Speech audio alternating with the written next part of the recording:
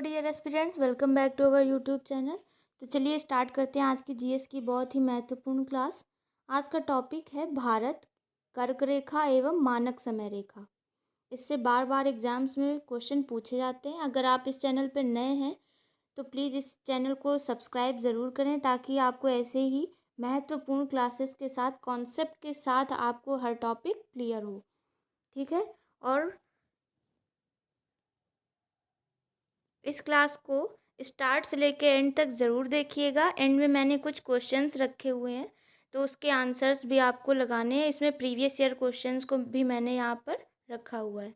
तो चलिए स्टार्ट करते हैं कि 23.5 डिग्री उत्तरी अक्षांश रेखा भारत के लगभग मध्य से होकर गुजरती है। तो 23.5 डिग्री जो उत्तरी अक्षांश रेखा है, उसे हम और क्या कहते हैं? तो 23.5 डिग्री उत्तरी अक्षांश रेखा को हम कर्क रेखा भी कहते हैं। तो कर्क रेखा भारत के लगभग मध्य से होकर गुजरती है। कर्क रेखा कुल 8 राज्यों से होकर गुजरती है।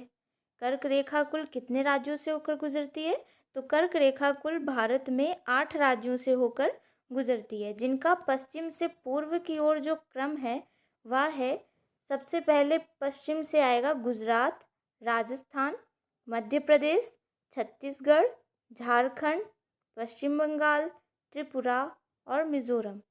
क्वेश्चंस बार बार पूछे जाते हैं कि पश्चिम से पूर्व की ओर क्रम लगाइए या फिर पूर्व से पश्चिम की ओर क्रम लगाइए।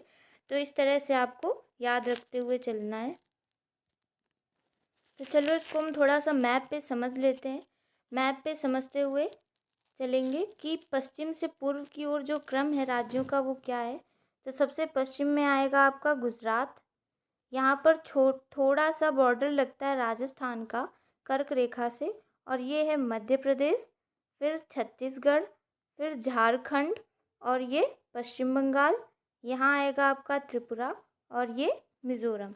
ये भारत के 8 राज्य हैं जिनसे कर्क रेखा होकर गुजरती है। ठीक है, चलिए आगे बढ़ते हैं कि सूर्य के उत्तरायण होने के बाद से ही उत्तरी गोलार्ध में दिनों की अवधि बढ़ती जाती है। भारत किस गोलार्ध में पड़ता है? तो भारत उत्तर पूर्वी गोलार्ध में पड़ता है, यानी कि उत्तरी गोलार्ध में पड़ता है। तो सूर्य के उत्तरायण होने के बाद से ही जो उत्तरी गोलार्ध में दिनों की अवधि बढ़ती जाती है और रात की अवधि घटती जाती है। तो सूर्य का उत्तरायण कब होता है? 22 मार्च में जो सूर्य होता है वो विषुवत रेखा पर होता है। 22 मार्च से 21 जून तक आते आते सूर्य कर्क रेखा पर लंबवत पहुंचता है। 21 जून को सूर्य की किरणें कर्क रेखा पर लंबवत पड़ती हैं और 21 जून से 23 सितंबर तक वापस या भूमध्य रेखा पर यानी विषुवत रेखा पर आ जाता है। तो इस टाइम ड्यूरेशन में जो होता है ये सूर्य, तो उत्तरायण की दशा में होता है। इसे सूर्य का उत्तरायण कहते हैं।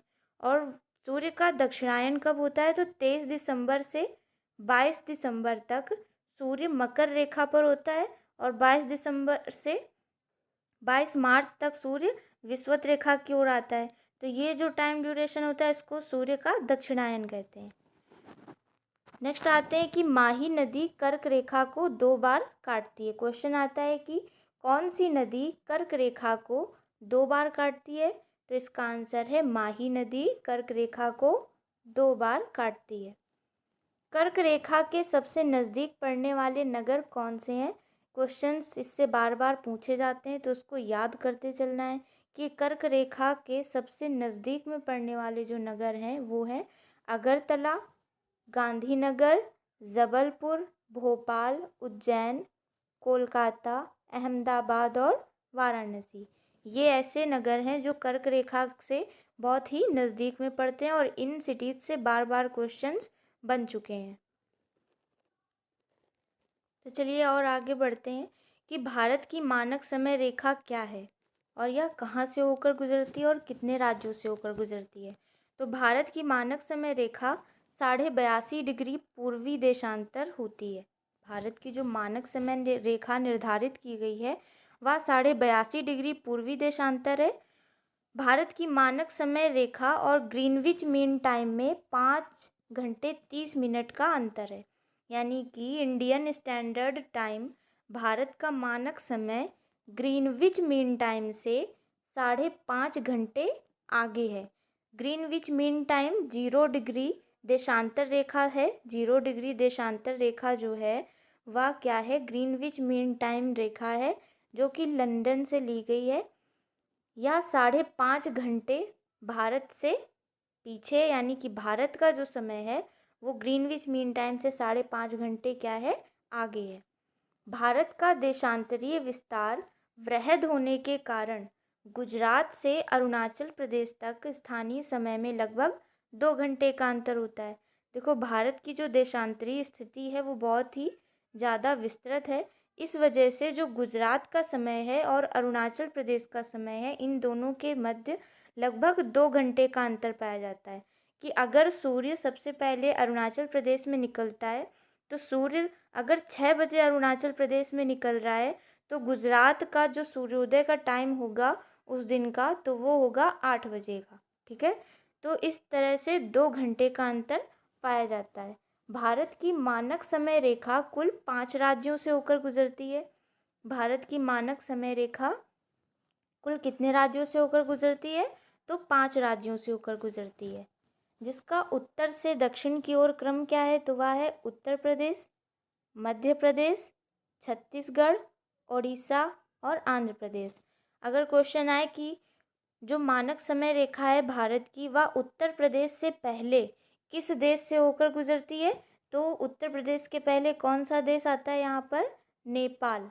तो नेपाल से होते हुए उत्तर प्रदेश, मध्य प्रदेश, छत्तीसगढ़, उड़ीसा और आंध्र प्रदेश से होते हुए या बे ऑफ बंगाल यानी बंगाल की खाड़ी से होते हुए निकल जाती है।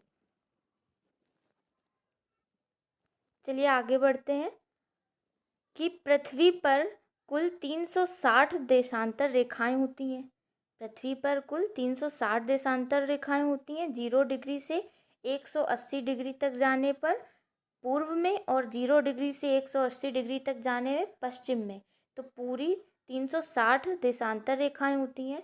और 360 देशांतर रेखाएं इसलिए भी होती हैं कि पृथ्वी जो है 360 डिग्री घूम जाती है 24 घंटे में। इसलिए 360 डिग्री पृथ्वी जो है 24 घंटे में घूम जाती है। तो पृथ्वी का जो समय जोन है उसको भी 24 भागों में बांटा गया है। तो पृथ्वी पर कुल देशांतर जो रेखाएं होती हैं 360 होती हैं। और प्रत्येक देशांतर रेखा पृथ्वी को बराबर भागों में बांटती है। अगर पूछा जाए कि कौन सी अक्षांश रेखा पृथ्वी को बराबर भागों में बांटती है, तो अक्षांश रेखा केवल एक है, वो है विषुवत रेखा। 0 डिग्री लाइन विषुवत रेखा पृथ्वी को बराबर भागों में बांटती है। लेकिन जो देशांतर रेखाएं होती हैं वो प्रत्येक देशांतर रेखा पृथ्वी को बराबर भागों में बांटती है। चलते हैं मैप में थोड़ा सा समझ लेते हैं कि मानक समय रेखा जहाँ से गुजरती है वो 5 राज्य कौन कौन से हैं। तो मैंने आपसे बोला कि यहाँ पर जो देश पड़ता है वो है नेपाल। यहाँ पर आता है चीन, ये है नेपाल। नेपाल से आते हुए ये पड़ता है उत्तर प्रदेश में, फिर आता है ये मध्य प्रदेश, फिर छत्तीसगढ़, उड़ीसा और आंध्र प्रदेश। ये 5 राज्य पड़ते हैं। चलते हैं नेक्स्ट। यहाँ पे बहुत ही इम्पॉर्टेंट मैंने एमसीक्यूज़ रखे हैं जो कि प्रीवियस ईयर क्वेश्चंस से भी मैंने यहाँ पर लगाया हुआ है। तो बहुत ही ध्यान से आपको इसका आंसर देना है कि भारत के किस राज्य से कर्क रेखा नहीं गुजरती। भारत के किस राज्य से कर्क रेखा नहीं गुजरती। इसका सही आंसर होगा ऑप्शन सी, मणिपुर। क्योंकि भारत में राजस्थान से भी होकर गुजरती है, मध्य प्रदेश से होकर गुजरती है, झारखंड से, छत्तीसगढ़ से, इन सब से, त्रिपुरा से, मिज़ोरम से होकर गुजरती है, लेकिन मणिपुर से होकर नहीं गुजरती। नेक्स्ट आते हैं कि भारत के किस राज्य से कर्क रेखा होकर गुजरती है।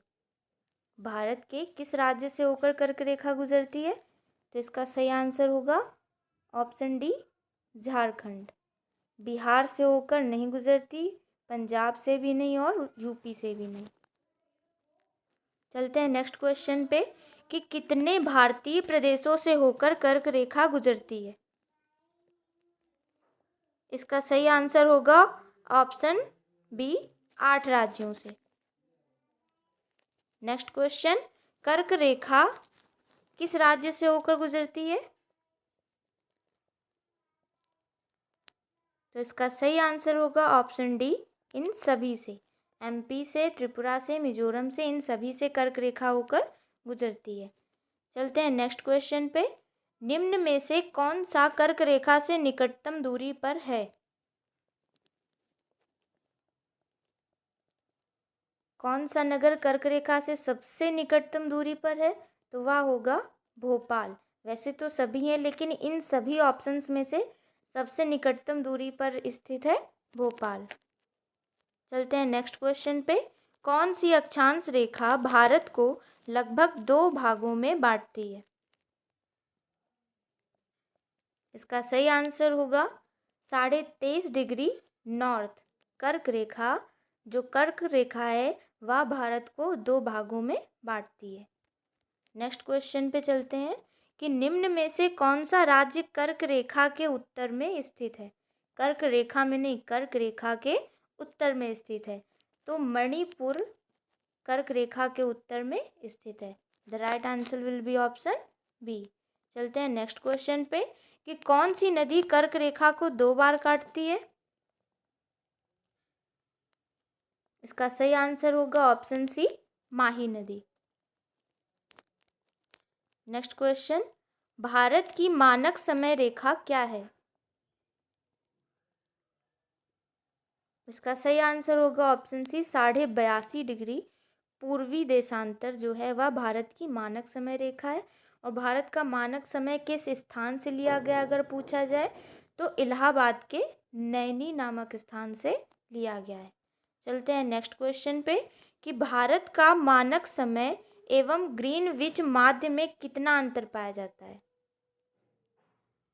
इसका सही आंसर होगा 2 घंटे का, 2 घंटे का अंतर पाया जाता है। वह अरुणाचल प्रदेश और गुजरात में पाया जाता है। लेकिन भारतीय मानक समय और ग्रीनविच माध्य में 5.5 घंटे का अंतर पाया जाता है, जो कि 5.5 घंटे भारत का समय ग्रीनविच से आगे है।